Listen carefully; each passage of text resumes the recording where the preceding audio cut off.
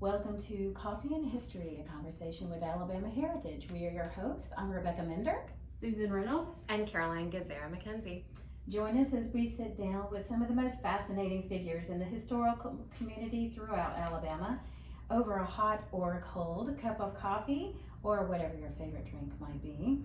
We plan to explore the captivating tales of Alabama, all the stories that educate, inspire, and hopefully entertain. And we're thrilled to have all of you here with us. At the very beginning of our podcast, we like to start with a section called Did You Know? And Did You Know is just a brief little fun fact that could be something that you didn't know as a listener or a viewer, and something that maybe we didn't even know ourselves. Well, our guest today is actually from the Encyclopedia of Alabama, and she's also at Auburn University.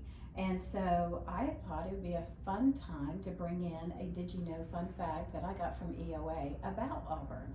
So, Caroline and Susan, did you know that in addition to coaching the first Auburn University football team, George Petrie established a new teaching method for the subject of history? No. Expand on that. Probably can't, but I'll do what else I can. I'm going to have Laura expand on it. Was she going to? Our guest? Well, first of all, he was born in Montgomery and he studied in modern languages, but after his second year, he switched over to history. And at that time, football was beginning to sweep the northern part of the nation, and it really captured his attention. So he brought back with him to Auburn the love of history and football. And the fun fact is that he, along with Thomas Owen, established the Alabama Department of Archives and History in 1901, which was the very first state archives in the nation. Really? And as most of you know, your listeners and viewers, is that Alabama Heritage Magazine is co-published by the University of Alabama, UAB, and the state archives. So that's kind of a fun fact to have George Petrie from Auburn University. And awesome. Now we know. Yeah. And now you know. See, it doesn't take much. We learn a little bit every day. Well, I love pulling information from the Encyclopedia of Alabama, and I'm so excited about our next guest. We're going to welcome Laura Newland Hill, who is the communications manager for the award-winning Encyclopedia of Alabama. Come on in, Laura. Thank you for having me here today. Yay. I appreciate it. Laura has more than 30 years of public relations experience, including working throughout Tennessee, Massachusetts, and Alabama. And you've been at EOA since 2004? Yes. In a variety of capacities? Yes. Awesome. Well, welcome and thanks for coming. Thank you for the invite. We're so glad to have you here. I know. And thank you for driving from Auburn to Tuscaloosa to be in our fabulous makeshift studio. After all these years, it is awesome to be in this space. Oh, good. We're so happy. So Laura is the author of our cover story for issue 154, which is The Tiniest Suffragette, which is about a cat. I absolutely love this because I'm a cat mom. I've always been a cat mom. Tell me, how did you find this story? Let's start there. Okay. I was doing research on suffragists in East Alabama, and they were talking about someone who came through on the Golden Flyer. And I thought it was a train. I thought, oh, interesting, where's the train coming from? And as I looked into it, I realized that it was a bigger story than a train coming from Birmingham or a Mobile. And it turned out that it was related to a national suffrage transcontinental trip with two women in a yellow car. Oh my goodness, my brain has just Saxon, a yellow Saxon roadster. And as I was researching them, there was a little blip about them somebody had put a kitten in their car in Mobile. Mm-hmm. And almost none of the national stories about the Golden Flyer and the two women in it ever mentioned that Alabama is where they got the cat. Wow. And I was like, I have to tell that story. Yeah. And it was amazing too to have a cat on the cover of the magazine. Oh, 'Cause yeah. How often do you get to do something like that? Especially That was really one fun. wearing a cool hat. Yes. Yes. And- And that's a postcard too. Yes. It wasn't the actual cat that's referred to in the story, though, No. right? But No, it because is- Saxon was tiny and black, and solid black, black. right? Mhm. Yeah, that is so cool. So did you find that information in an old newspaper article or? In a variety of sources, mainly old newspaper sources. And here's the interesting little pieces. If you look at the Alabama equal suffrage documentation that's available, they have the timeline out of place because no one sane would drive from Atlanta to Montgomery, then to Selma, and then back to Opelika, Auburn area to go to Mobile. They just won't do it. And so And we didn't have interstates back then. No. So driving from Atlanta to Montgomery was definitely not an it was not. interstate. No, it was Yeah, not. it took some time. Wow. That is so That's cool though. But I amazing. remember when you gave a presentation on that at a conference, and I thought, man, that is the coolest story. And I'm so glad that it took us a little time to get it in the magazine because we did. I mean, it takes us forever to schedule something because Susan's so great at having stories scheduled out for at least 2 years. But I'm glad it kind of Oh, came I'm to fruition. thrilled. I Yeah. am thrilled I it am too. was. It was really funny because I knew you were presenting that at the Historical Association meeting, and I wasn't able to attend that session. I knew I wouldn't be able to, but I caught you that first night of the reception. I was like, I want it. I don't know what it's about, but I want it. at It's the- a cat. And at the conference, because you couldn't be at her session, I was like, I claim it. I'm going to it. The word cat is in there. I'm going. Yeah, it's awesome. So It's that's a great, yeah. great Okay, story. you know, I just have to say, I love dogs.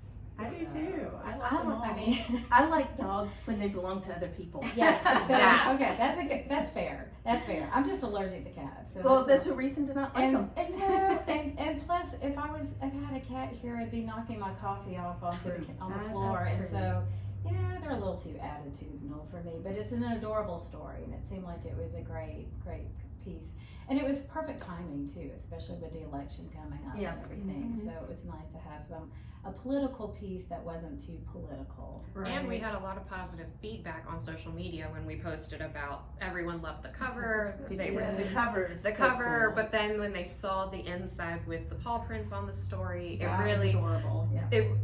it came together beautifully. Well, we It have to did. give a great shout out to our designer, Laura Buchanan McElroy. She has been wonderful about designing the magazine and coming up with some fun ideas. And so that cover and the story design, that was all her. And she did a fantastic job. So shout out to our other Laura in our lives. That's right. That's right. We love I you, feel, Laura. I feel really special about that cover story, Laura. So thank you, Laura. Right. It Yes, was- our two Lauras. It was perfect. But yeah, kind of segueing from your story on the tiniest suffragette that was a kitten, tell us a little bit about how you are so involved, because you also did another story for us about the League of Women Voters in Alabama. So I'd just like to hear a little bit more about your involvement with that and all that good stuff. Again, it's another one of those things. I was looking for information and it led to something else. Uh-huh.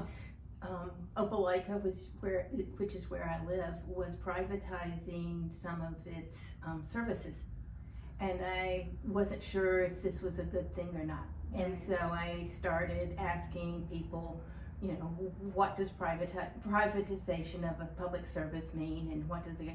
And that led me to meet people with the League of Women Voters, Mhm. and I was hooked. How many years ago was that? Oh, Because you've been involved a long time. yeah, it's like 17 years ago. Okay. Wow. And I served on the state board for a while, and I've met so many wonderful people working through the league. There's some wonderful people here in Tuscaloosa. What did they do? So what Oh, is we- really the function of the organization? We are a nonpartisan organization that encourages citizen participation in government. Nice. And our key focus is making voter services, making sure people can know what they need to do to register to vote, offering voter registration. We have some people involved with restoration of voting rights statewide. Mhm. And so voting is one of our key things in making sure that everybody has the right to vote, Right. that is entitled to that right. And knows how to do it and So- where to access Right. all that information. And yeah. protecting it. Well, I've noticed too, in years past, you've had some wonderful costumes that you've worn. Can you tell us Yes. about where did those come from? When do you have the opportunity to wear those when you're role playing as a suffragist? Well, Ryan Blocker, who does the curation of all the state archives, fabrics and clothing and Mhm. quilts and everything, she made it for me. Wow, that's And- very talented. Yeah, it is, Yeah. and I'm kind of excited too because all the buttons on it were from my husband's one of his old dress uniforms Oh. when he Oh, was in and the what branch did he serve? Army. Nice. Oh. And so I don't get as many opportunities to wear it as I like. I'm supposed to be making a presentation on the suffragist of East Alabama in December, and Okay. so I will probably put it back on again. That's amazing. You know, I still have my, let's see, what would she be? She's my great grandmother. I have her wedding dress. And several years ago, when I could actually fit into said wedding dress, I thought that I would try it on. And it's one of those with, you know, all of the impossible buttons down the back. Yeah. And, you know, I just thought, wow, how did she manage this? You know, it seems like it would have been horrible. I mean, she had a corset, obviously. I wasn't about to try that, but, you know, it was an amazing thing to try to wear. So I can imagine your outfit. Is it authentic like that? Oh Or no! has the- Well, the outfit that I wear is inspired by the Montgomery Motor Corps, which is another little piece that I have been researching and looking into. It was inspired by a photograph. So during the centennial of World War I, Mm-hmm. I was frustrated that there was this great photo that everybody was sharing of women in their Motor Corps outfit uniforms, and they didn't have the names their parents gave them. Wow. It was their husband's name. Mm-hmm. Okay, right. So And, like and I'm like, Mrs. John Smith. yeah. And so I was obsessed with getting all their names, and I have identified all the women except one, and I'm pretty sure who it is, but I cannot confirm because Mhm. there were two women with that name from that same family. Wow. And so I have to work on that. Yeah. But so following our dear Frances Robb's example of investigating a photo that you're inspired. So my outfit, so that's World War One, and so I took the Motor Corps type outfit and put the suffrage banner on That's because really then amazing. Can that you explain the Motor Corps? What? it was a volunteer group. It was a nationwide program, and then in Montgomery they provided services to Camp Sheridan, Okay. and so their primary objective was to help give convalescing soldiers rides Mhm. twice a week and take them around town, but they also provided transportation for visiting dignitaries and some of the camp leaders. And then when the flu outbreak happened, and there were hundreds of soldiers convalescing, and their parents were flocking to Montgomery to go be with them. Yeah. And so the taxis were on strike. They weren't going to do it. And so the women of the Montgomery Motor Corps shuttled parents from the train station and wives from the train station to Camp Sheridan so that they could go see their desperately ill sons. Wow. That's amazing. That's a great Yes. service. I didn't It even know was. that it was in Sounds like existence. another article. Or... Yeah. Well, she did say she's doing research. I know, so, I love yes, she needs to do it. that. Get on the schedule. Yeah, I think it'd be fantastic. You know, you had mentioned Frances Robb, and she is a good friend of the magazine because she wrote an article for us that's called Behind the Image. And that was her specialty, where she could take a photo from pretty much anywhere or, you know, at any time and dissect it by looking and try to timestamp it by dissecting what was in the photo. And she would even look at, you know, the clothing people were wearing, the shoes, or maybe the furniture that would have been in the photo, quilts. I mean, it was just great to watch her in process trying to determine how old a photo could be just by picking out all those little pieces. I learned so much from her just from reading that article over the years. It's Yeah, her we miss storytelling. her. Yeah, her storytelling based on just one photo was so inspirational. Amazing, Mhm. amazing. Yeah, that was always one of my favorite department pieces. Yeah. It's a shame we no longer have that department. Such a huge amount of knowledge in one person. So, Yes. Definitely. for sure. Well, Laura, tell us more actually about what you do for your real job, because like we had mentioned earlier, you work for the Encyclopedia of Alabama, and that's an online resource. Tell us a little bit more about like when it started and exactly, I know you do presentations for schools and things of that nature, so kind of tell us a little bit about just overall the history of the EOA and how it all evolved. Okay, so at the turn of the most recent century, because we do have to clarify that seems with so this long group, ago. it does. There were people at the University of Alabama Press, at what was then the Alabama Humanities Foundation, who said the most used resource on Alabama history was published in 1920. It's time to update it. Right. And then the decision was made with help from a grant from the National Humanities Alliance, or what, I can't, anyway, a grant, and they determined it was feasible to put it online. Okay. And at that point, they said, we need somebody to help lead this. Mhm. And that's how Auburn became associated with it, because first of all, Wayne Flint was at Auburn, and he is Alabama history for a whole lot of people. Talk about, like Francis Robb was a wealth of knowledge, so is Is Wayne Flint. Wayne Flint, most definitely. And then Jeff Jakeman, Dr. Jeff Jakeman, was with the Auburn History Department, and he had experience with online learning. And so the combination of having Jeff and Wayne there said, okay, let's put the editorial offices at Auburn, and we are now in the university library, which is absolutely wonderful, because I can just walk downstairs and pull something off the shelf in special collection. Chris and I are constantly in the stacks. So we started off with a staff of about 5 people. We're down to 3. Claire Wilson is our senior content editor. Chris is just a year behind her. Chris Maloney. Yeah, Chris Maloney. And so they're the 2 people who develop the content. And then we're under university outreach. And so it fits there because it's perfect. Right. It's a perfect outreach thing, because we not only reach people in Alabama, we have traffic from across the globe. Sure. Yeah. And who do you consider like your main audience? Our main audience are Alabama researchers and teachers. Students use us a lot.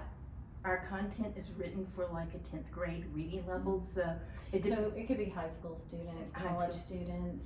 But I know 4th grade teachers who have them reading our articles too. Excellent. And so, mainly our focus are people who are interested in Alabama history, culture, and natural environment. Yeah, because you do have a big variety. It's not just on, the people in the No. state, but it's locations and Folklore, just you name it. there's Music. transportation. Yeah. It's amazing how it's all sorted. It is an encyclopedia, It so is. it's pretty all inclusive.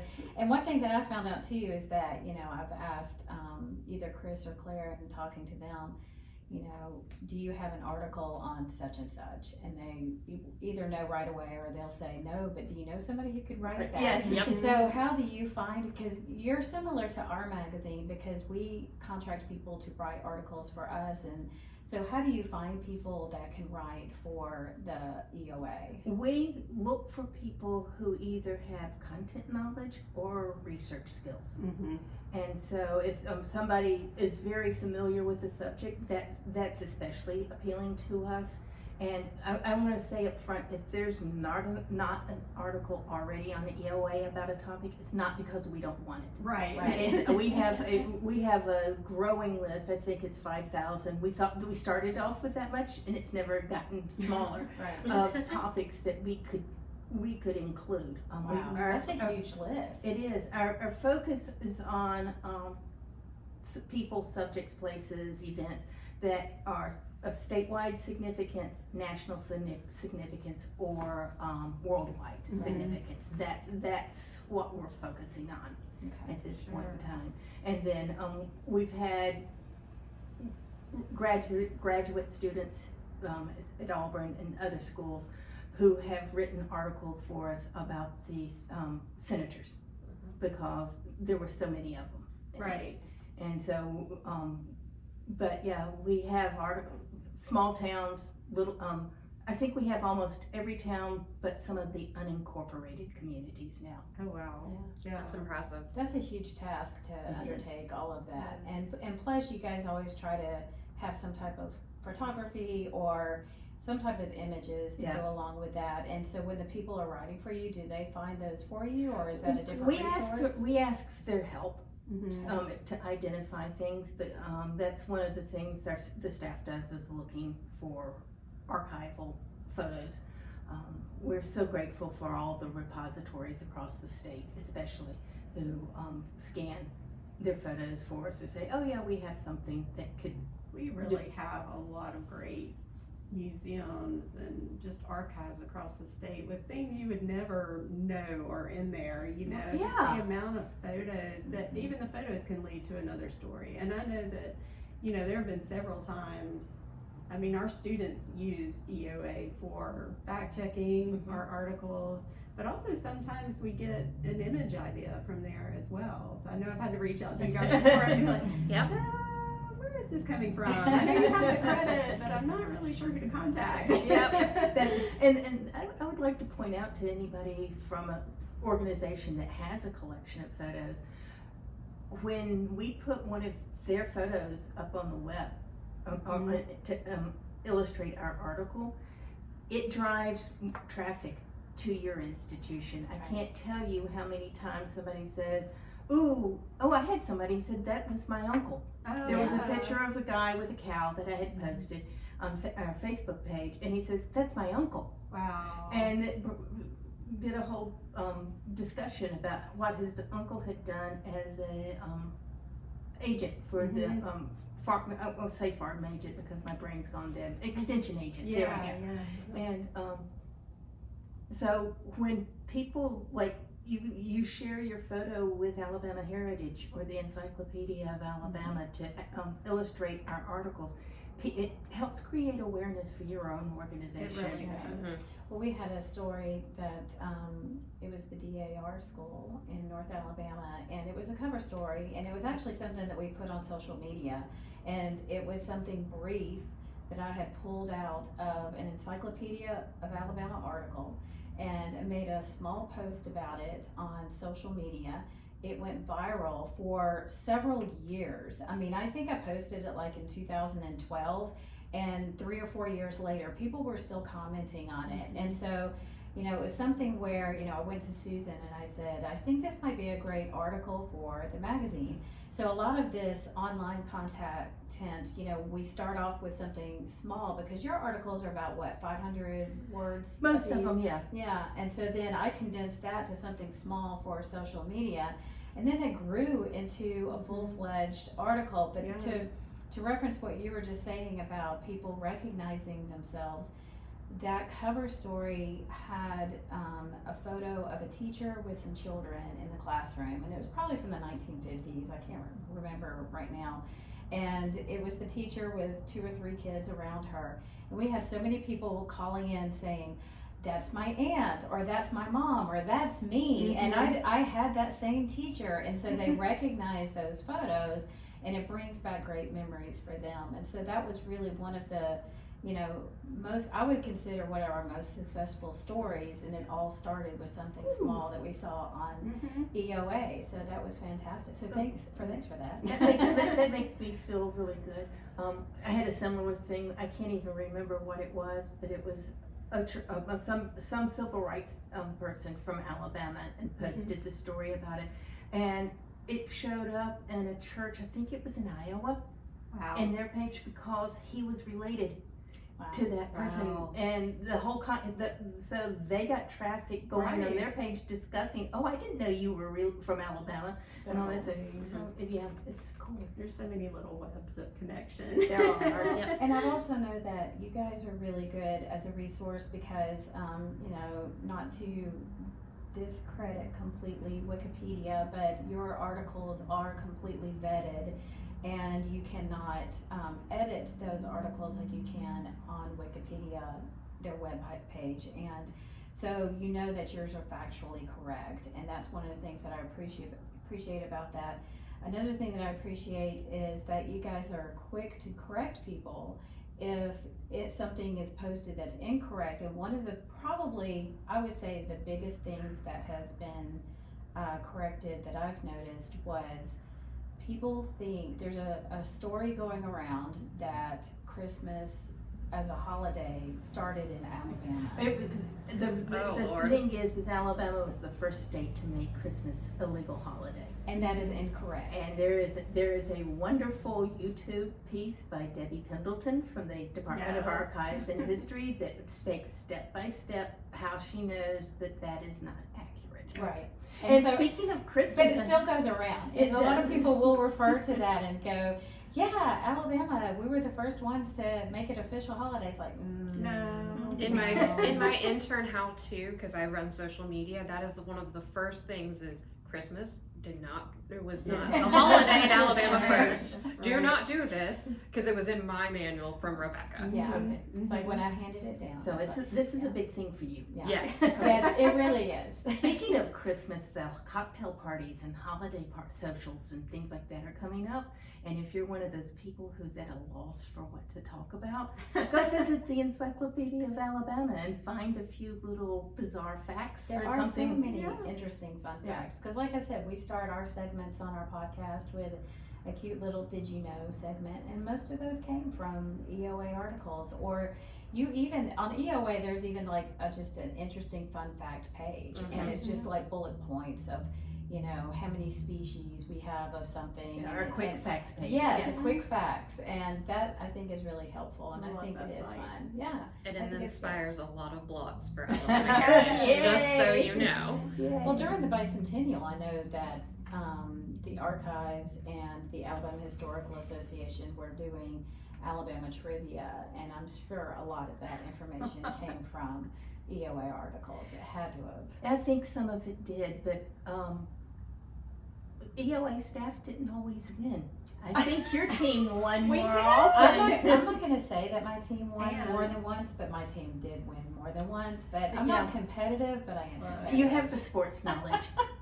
I'm Wasn't the one here. who answered the winning question, and that will forever be my I don't know what claim that to. was. I don't remember either. I just Oh my remember it gosh. was something I knew because it was my area of expertise in the 19th century, and I was like, oh my gosh, the one and only time I can like help win something. Well, I think it's fun though. I mean, having Alabama trivia like that, I mean, everybody loves to do trivia anyway. Yeah. But just trying to get a whole bunch of people who have, you know, some type of historical sense to them. And we all think we are experts in our own little field, you know. And then you pull out all these EOA fun facts and you start asking questions. And then Nobody and it's very humbling, that's for sure. knows. It is. But it was a lot of fun. I Yeah. enjoyed that. I enjoyed the bicentennial too. Oh. I went to all So, all the counties. I want to talk to you Yes. about your cute little Willadean. Now Yeah. tell us, because you did during the bicentennial, I know that there was a passport book that was created. And so tell us a little about the passport book and tell us about Willadean, who she is, and what you guys did together. The passport book became an addiction for me. It was kind of like Pokemon, but Yes. I had to get a stamp from every single one of the counties. It was It was like so a awesome. compulsion with me. And fortunately, there were both physical stamps that you could go to a place and get one put in the book, and there were digital stamps that you could Okay. collect on your phone. And there were some frustrations because sometimes the coordinates for that were off, but we got to see a lot of the community Yeah. driving around looking for them. But because I had started sharing some of the photos I took, the staff at the Bicentennial Commission sent me the official sock monkey. And I turned the shirt around, but it has a Oh. bicentennial.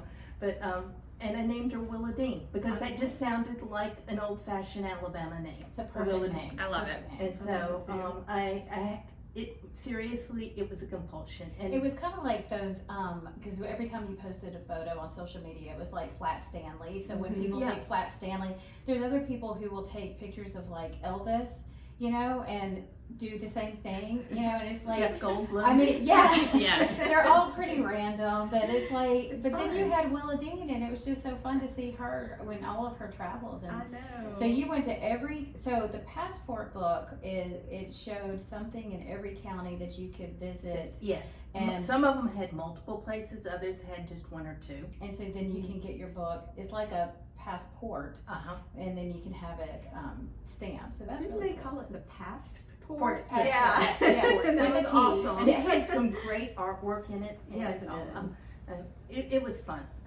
Well, that was probably the only thing fun about the bicentennial. Bicentennials are a lot of work. People, just so you know, They're fun for everyone else. bicentennials are a lot of work. Those are big events to plan.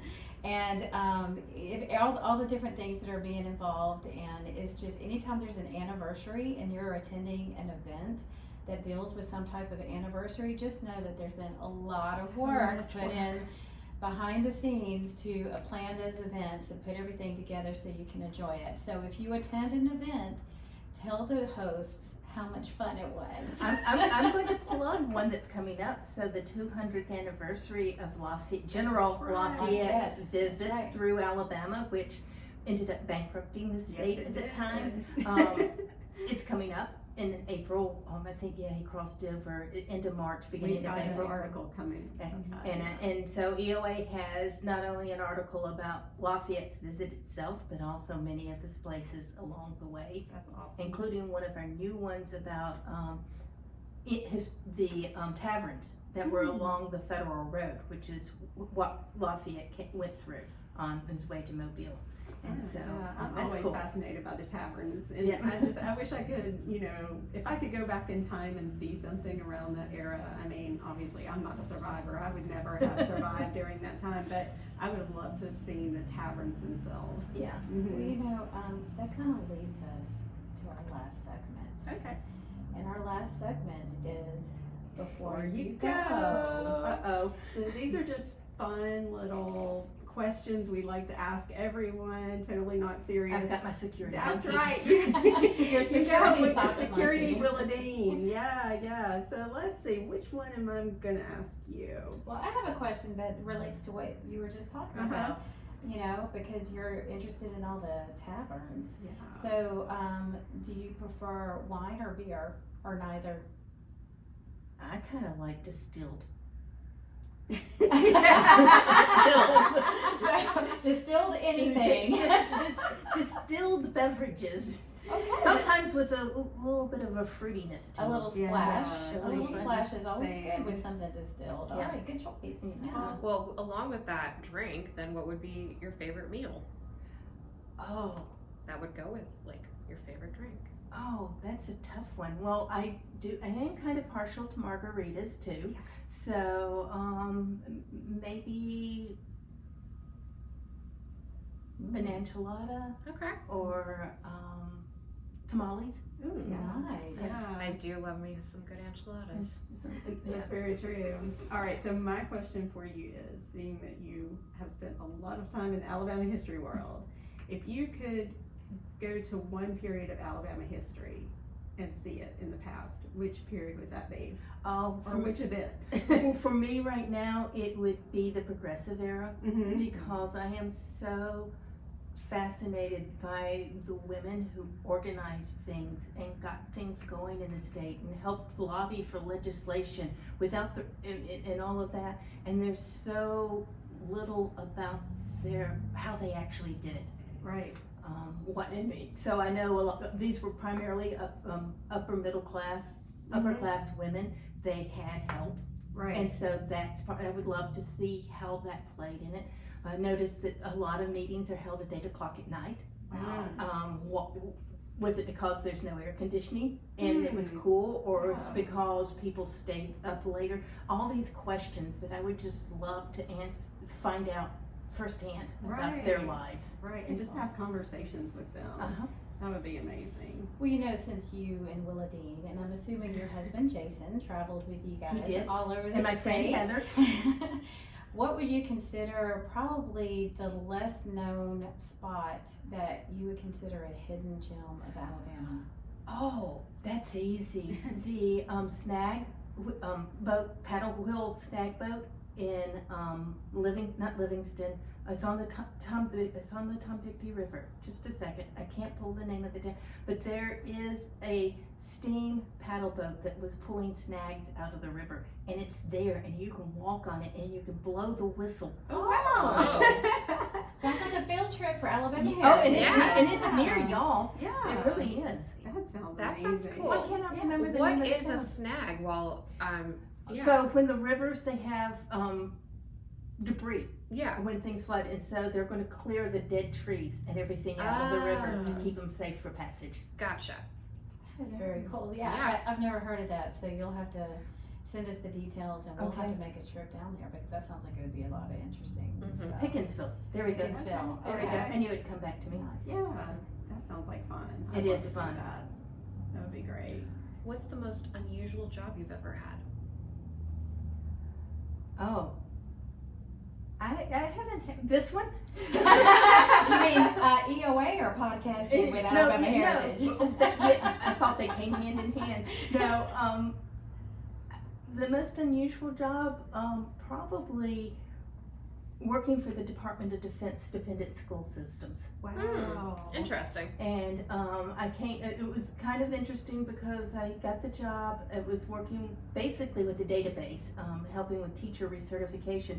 But the woman that I worked with, she had the very same degree I did from Jacksonville State University. Wow.